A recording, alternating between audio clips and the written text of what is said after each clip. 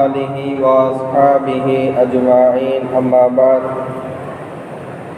قال الله تعالى في القرآن العظيم والفرقان الحميد أعوذ بالله من الشيطان الرجيم بسم الله الرحمن الرحيم وإذا الموءودة سئلت بأي ذنب قتلت صدق الله العلي العظيم.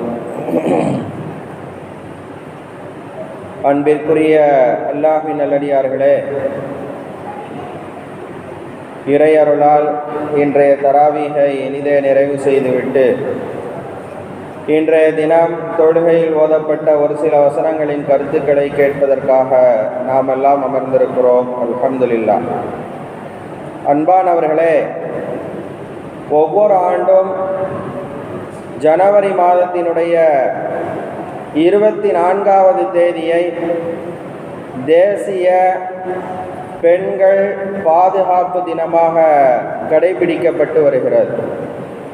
அந்த தினத்திலே பெண்களுக்கு எதிராக நடைபெறக்கூடிய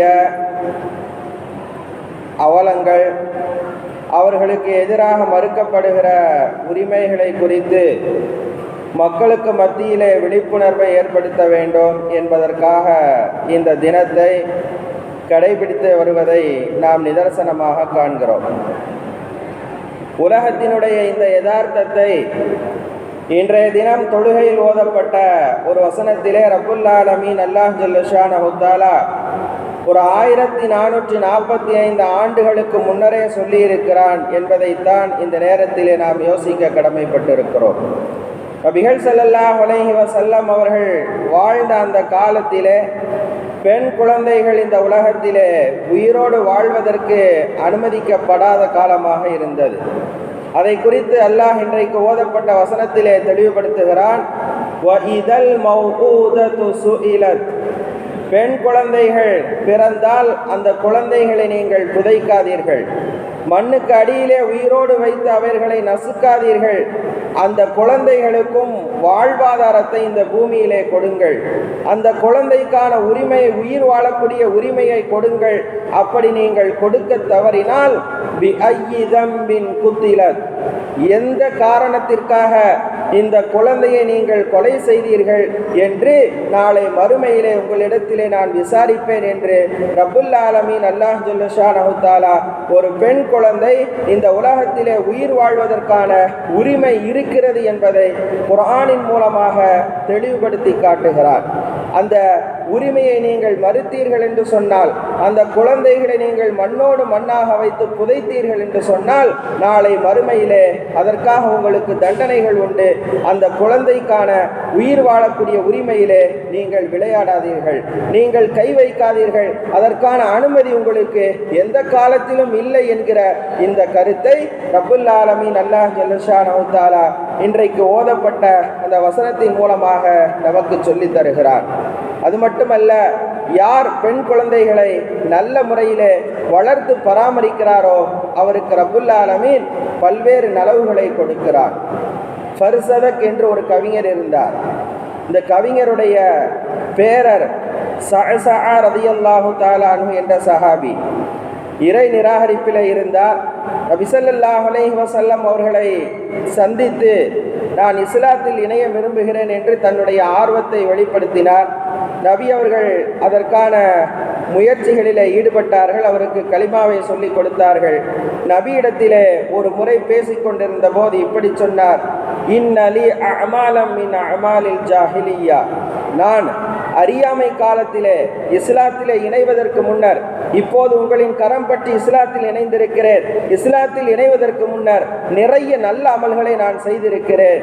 ஃபஹல்லி பிஹா மினல் அஜ்ரி, அதற்கு பகரமாக எனக்கு அல்லாஹ் எதையாவது நன்மைகளை கொடுப்பானா என்று நபி ஸல்லல்லாஹு அலைஹி வஸல்லம் அவர்களிடத்திலே அந்த ஸஅஸஅ ரலியல்லாஹு தஆலா என்ற சஹாபி கேட்கிறார்கள். நபி ஸல்லல்லாஹு அலைஹி வஸல்லம், அப்படி என்ன நல்ல காரியம் செய்தீர்கள் எனக்கு தெளிவுபடுத்த வெளிப்படுத்துங்கள் என்று கேட்டபோது அந்த மனிதர் சொல்ல துவங்கினார், என்னுடைய ஒட்டகங்கள் காணாமல் போய்விட்டது, தேடிக்கொண்டு சென்றேன். காட்டு பகுதியிலே 2 வீடுகள் இருந்தது. அந்த வீட்டிற்கு வெளியிலே சில மனிதர்கள் என்று பேசிக் கொண்டிருந்தார்கள். அந்த மனிதர்களிலே ஒரு முதியவர் இருந்தார். அந்த முதியவரிடத்திலே, என் ஒட்டகங்களை பார்த்தீர்களா, காணாமல் போய்விட்டது, இந்த பக்கமாக வந்ததா என்று நான் கேட்டேன். அவர் சொன்னார், நான் பார்க்கவில்லை என்று சொன்னார். அடுத்த நொடி அந்த 2 வீடுகளிலே ஒரு வீட்டிற்குள்ளே இருந்து ஒரு பெண் சொன்னால், குழந்தை பிறந்து விட்டது என்ற சத்தம் கேட்கிறது. நான் எந்த முதியவரிடத்திலே கேட்டேனோ அந்த முதியவர் கேட்கிறார், பிறந்தது ஆண் குழந்தையாக இருந்தால் நம்மோடு சேர்த்து வைத்துக் கொள்ளலாம், பெண் குழந்தையாக இருந்தால் அதை நீயே மண்ணிலே புதைத்து விடு என்று அந்த முதியவர் சொன்னதை கேட்டு நான் அந்த மனிதரிடத்திலே சொன்னேன், நீங்கள் அப்படி அந்த பெண் உள்ளே இருந்து பெண் குழந்தை தான் பிறந்திருக்கிறது என்று சொன்னபோது அதை புதைத்து விடு என்று அந்த முதியவர் சொன்னார். நான் அந்த முதியவரிடத்திலே மறித்து அந்த குழந்தைக்கு நீங்கள் உயிரை போக்காதீர்கள், நான் வேண்டுமென்றால் அந்த குழந்தையை விலை கொடுத்து வாங்கிக் கொள்கிறேன் என்று கேட்டபோது, எவ்வளவு விலை கொடுப்பீர்கள் என்று கேட்கிறார். அந்த முதியவரிடத்திலே சஅஸஅ ரலியல்லாஹு தஆலா அன்ஹு சொன்னார்கள், 2 கர்ப்பிணியான பெண் ஒட்டகைகளை நான் தருகிறேன், அதற்கு பகரமாக அந்த பெண் குழந்தையை என்னிடத்திலே கொடுத்து விடுங்கள் என்று சொன்னபோது அந்த முதியவர் ஏற்றுக்கொண்டார். 2 பெண் ஒட்டகங்களை கொடுத்து விட்டு அந்த பெண் குழந்தையை நான் வாங்கி கொண்டு வந்து விட்டேன். இது போன்று 1 அல்ல 2 அல்ல, ஏராளமான பெண் குழந்தைகளை சற்றேறக்குறைய அவருடைய வாழ்நாளையிலே அவர் எண்ணி சொல்கிறார், நபியிடத்திலே புதைக்கப்பட இருந்த 360 பெண் குழந்தைகளை இதே போன்று 2 பெண் ஒட்டகங்களை, கர்ப்பிணி பெண் ஒட்டகங்களை கொடுத்து அதற்கு பகரமாக அந்த பெண் குழந்தைகளை நான் விலை கொடுத்து வாங்கி இருக்கிறேன். இந்த காரியத்தை இறை நிராகரிப்பில் இருக்கிற போது நான் செய்தேன், எனக்கு இதற்கு அல்லாஹ் நன்மைகளை கொடுப்பானா என்று கேட்டபோது நபி ஸல்லல்லாஹு அலைஹி வஸல்லம் சொன்னார்கள், இது அப்படியானால் நீங்கள் செய்த காரியம் நல்லதாக இருந்தது என்று சொன்னால், மன்னல்லாஹு அலைக்கல் இஸ்லாம், இந்த நல்ல காரியத்தின் மூலமாகத்தான் அல்லாஹ் உங்களை இஸ்லாத்தில் இணைகிற இந்த மிகப்பெரிய பாக்கியத்தை நீங்கள் செய்த அந்த அறச்செயலின் மூலமாக, நற்செயலின் மூலமாக உங்களுக்கு இஸ்லாத்தை அங்கு கொடுத்திருக்கிறானே, நீங்கள் இஸ்லாத்தில் இணைவதற்கு அந்த காரியங்களை ஒரு பொருட்டாக வைத்து உங்களை இஸ்லாத்தில் இணைத்திருக்கிறான், இதுவே அல்லாஹ் உங்களுக்கு வழங்கிய மிகப்பெரிய பாக்கியம் என்று நபி ஸல்லல்லாஹு அலைஹி வஸல்லம் அவர்கள் அந்த சஅஸஅ ரலியல்லாஹு தஆலாவிற்கு சொன்ன செய்திகள் வரலாறிலே இடம்பெற்றிருக்கிறது. அது மட்டுமல்ல, அந்த சஅஸஅ அவர்களுக்கு பட்டப்பெயராக